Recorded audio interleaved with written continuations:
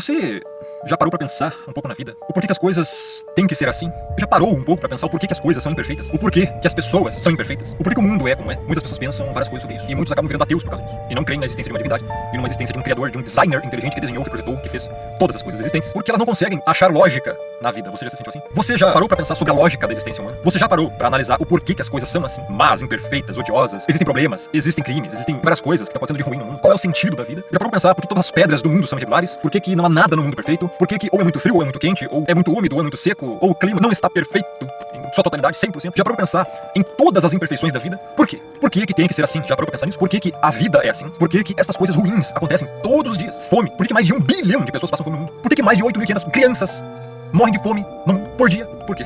Você já parou pra pensar nisso? Já parou pra pensar em toda a imperfeição do mundo? Em como o mundo é mau? Por que as pessoas se odeiam? Por que tudo no mundo tem que ser assim? Já parou pra pensar nisso? Já parou pra pensar em por que ocorrem tantas mortes, assassinatos, crimes hediondos, terríveis? Por quê? Por que tudo na vida não é perfeito? Tudo não é perfeito. Por que as coisas não são como você quer que sejam? Sabe qual é a resposta?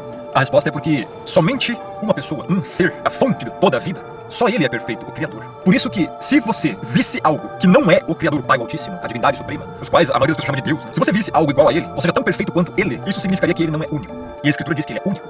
Então, você tem que entender que ele não criou todas as coisas 100% perfeitas. Do contrário, haveria algo perfeito igual a ele, quando na verdade só ele é. Só ele é perfeito. A Escritura fala, inclusive muito, na Antiga Aliança, que só ele é único. Ele é perfeito. Esse é um dos atributos dele. E só ele possui. Você pode parar pra pensar, tá, mas em Gênesis 1 e 2 ele fala e criou todas as coisas, o Criador, e viu que tudo era bom. E criou o homem só em imagem e semelhança. Tá, peraí. Ele criou então o homem perfeito? Não criou o homem perfeito. Se ele tivesse criado o homem perfeito, o homem não teria pecado. O homem não teria desobedecido, escolhido desobedecer o Criador. Portanto, nem o homem na sua criação, Adão, foi perfeito. E nem Eva. Eva se deixou enganar pela serpente, que é Satanás. Então por que acontece tudo isso no mundo de ruim? Porque somente o Pai é perfeito.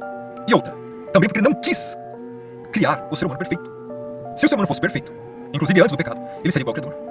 Tá entendendo? Perfeição é uma qualidade, característica, atributo que é até difícil de explicar, porque só ele é. Quando a gente fala assim de algo perfeito, é algo perfeito, sem nada de errado. Ou seja, ele tem todo o poder, onipresença, onipotência, onisciência, sabe tudo ao mesmo tempo. Pode fazer qualquer coisa, é a fonte da vida, é incapaz de errar. Olha o nível, é um padrão muito alto, pois este é o Criador, absolutamente soberano. Por isso todas as coisas vêm dele, emanam dele, emanaram dele, foram criadas por ele, através dele, por ele. Então olha o nível que estamos aqui, é um padrão muito alto, um nível muito alto, é inexplicável para a mente humana. Por isso nós somos falhos, por isso Adão acabou desobedecendo e pecando.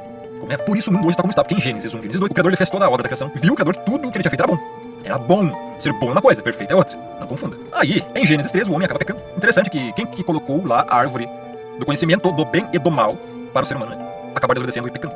Quem colocou lá? A Bíblia diz que foi o Criador que colocou lá. Tinha a árvore da vida, a árvore do conhecimento do bem e do mal. E eu faço outra pergunta. Conhecimento do mal. Quem que criou esta árvore, em primeiro lugar, que continha o fruto do conhecimento do mal nela? Não, mas o Criador só faz coisa boa. Ele é bom, justo, perfeito.